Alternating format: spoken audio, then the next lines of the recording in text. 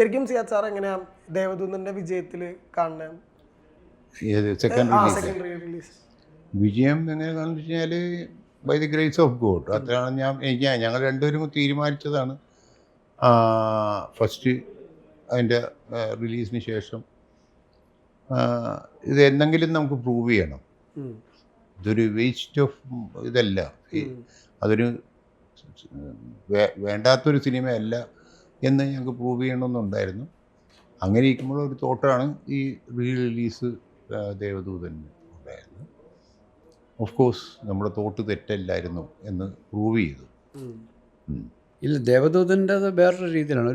ഒരു ഫെയിലറായ സിനിമ, നേരത്തെ സിയാദ് പറഞ്ഞ പോലെ നമ്മൾ ചെയ്തത് തെറ്റല്ല എന്ന് നമുക്ക് പ്രൂവ് ചെയ്യേണ്ടതുണ്ടായിരുന്നു.